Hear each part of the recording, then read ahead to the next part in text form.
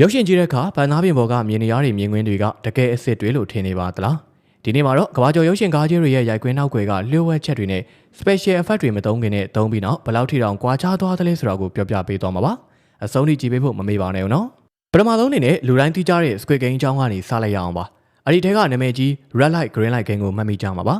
ဖန်သားပြင်ပေါ်မှာတော့ကွင်းမြင်ကျဲကြီးထဲမှာစောနေတာလို့ထင်ရပေမဲ့တကယ်တော့ဒါက CGI လို့ခေါ်တဲ့ကွန်ပျူတာနည်းပညာနဲ့ဖန်တီးထားတာဖြစ်ပါတယ်ရိုက်ကွင်းကွင်းမြင်ရဲ့ဘေးပတ်ပတ်လည်မှာအပြာရောင်ဒါမှမဟုတ်အစိမ်းရောင်ကားလိပ်ကြီးတွေကာထားပြီးတော့မှနောက်ပိုင်းကျမှတောင်တန်းတွေနဲ့တကားကြီးတွေကိုထည့်သွင်းခဲ့တာပါဒါပေမဲ့ထူးခြားတာကဒုတိယရာသီမှာပါတဲ့ရောင်စုံလေကတစ်တွေနဲ့ကစားကွင်းချုပ်ကိုတော့ CGI မသုံးဘဲနဲ့အစစ်တိုင်းတိစောက်ခဲ့ကြတာဖြစ်ပါတယ်ဒုတိယတစ်ခုကတော့မင်းသားကြီး Tom Cruise ရဲ့ Mission Impossible ပဲပါဒီလူကတော့တကယ်ကိုလူထုလူဆန်းပါပဲသူကတော့ဘလောက်ပဲအန်ဒရယ်များတဲ့အခန်းဖြစ်ပါစေလူစားမထိုးဘဲနဲ့ကိုရိုင်းပဲလုပ်လို့ရှိပါတယ်တက်ရက်ဂနင်ကားထဲမှာဆိုင်ကယ်နဲ့တောင်ပေါ်ကနေခုန်ချတဲ့ခန်းကိုမှတ်မိကြမှာပါအဲ့ဒီမှာ CGI မပါဘဲတောင်ပေါ်မှာစင်းမြင့်တစ်ခုတကယ်ဆောက်ပြီးတော့သူကိုယ်တိုင်ဆိုင်ကနေခုန်ချခဲ့တာပါပို့ပြီးတော့မယုံနိုင်စရာကောင်းတာကအဲ့ဒီအခန်းကိုအကောင်းဆုံးဖြစ်အောင်6ချိန်တောင်ခုန်ခဲ့တာပါနောက်ပြီးလေထီးကုန်းတဲ့အခန်းမှာဆိုရင်လေထီးမှာမီးတောက်နေတာကအစအစ်စ်တွေဖြစ်ပြီးကဘာဆန်ချိန်တောင်ဝင်သွားခဲ့ပါသေးတယ်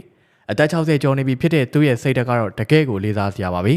နောက်ထပ်ပြောပြချင်တာကတော့1998ခုနှစ်ကထွက်ခဲ့ပြီမဲ့အကိုဒီလူကြိုက်များနေစေဖြစ်တဲ့တိုင်တန်နဲ့ရုပ်ရှင်ပါတင်မော်ကြီးမြုပ်သွားတဲ့အခန်းတွေကတကယ်အစ်စ်တွေလို့ထင်ရပေမဲ့တကယ်တော့အဲ့ဒါတွေကနေပညာတွေနဲ့ဖန်တီးထားတာပါ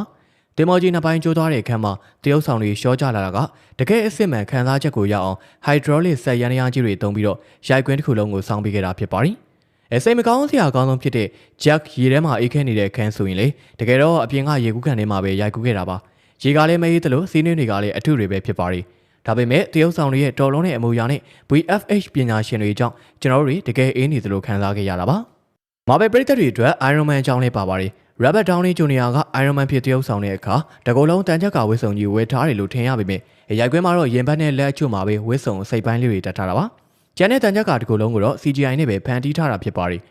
။ဒါပေမဲ့သူ့ရဲ့အမူအရာတွေကတကယ်ဝစ်စုံကြီးကိုဝယ်ထားတယ်လို့မျိုးပြင်းလုံးလို့ကျွန်တော်တို့တွေအစ်စ်လို့ထင်ခဲ့ကြတာပါ။ကပတိန်အမေရိကကရဟတ်ရင်ကိုလက်နဲ့ဆွဲထားတဲ့အခန်းမှာလေတကယ်တော့ရဟတ်ရင်ရဲ့အောက်ခြေစိတ်ပိုင်းလေးပဲရှိတာပါ။ကျန်တာတွေအားလုံးကအစိမ်းရောင်ကားလိုက်ကြီးတွေရှေ့မှာရိုက်ကူးခဲ့တာဖြစ်ပါတယ်။နောက်ဆုံးအနေနဲ့အလာဒင်ရုပ်ရှင်ကြောင်းပြောပြချင်ပါရီဒီကားတွေကမြင်ကွင်းတွေကတော့တကယ်ကိုမော်ဆန်လုံးပါရီဝက်စုံအနေနဲ့ပတ်ဝန်းကျင်ချုပ်ကိုအစစ်မှန်နေရာတွေမှာရိုက်ကူးခဲ့ပေမဲ့ဂျင်းနေဖြစ်တရုပ်ဆောင်တဲ့ဝက်စမစ်ကတော့တကူလုံးအပြာရောင်ဝက်စုံကြီးဝစ်ပြီးအာယုံခံကရိယာတွေတက်ထားရတာပါ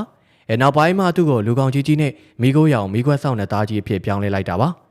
အလာဒင်ရဲ့မြောက်ကလေးအဘုဆိုရင်လေရိုက်ကွင်းမှာမရှိဘဲကွန်ပျူတာနဲ့ပဲအသက်သွင်းထားတာပါဒါပေမဲ့ရေထဲကိုပြစ်ချခံရတဲ့အခန်းမှာတော့တရုပ်ဆောင်ကိုယ်တိုင်ရင်ကုန်သမားတွေရဲ့အကူအညီနဲ့တကယ်ရင်ကုန်ပြီးတော့ရိုက်ကူးခဲ့တာဖြစ်ပါတယ်ရုပ်ရှင်တကားဖြစ်လာဖို့အတွက်တရုတ်ဆောင်တွေရဲ့စွမ်းစားတွေမကဘဲနေပညာရှင်တွေရဲ့ဖန်တီးနိုင်စွမ်းကလည်းအရန်အရေးကြီးတယ်ဆိုတာဒီလောက်ဆိုရင်ဒီလောက်ပြီးထင်ပါရီ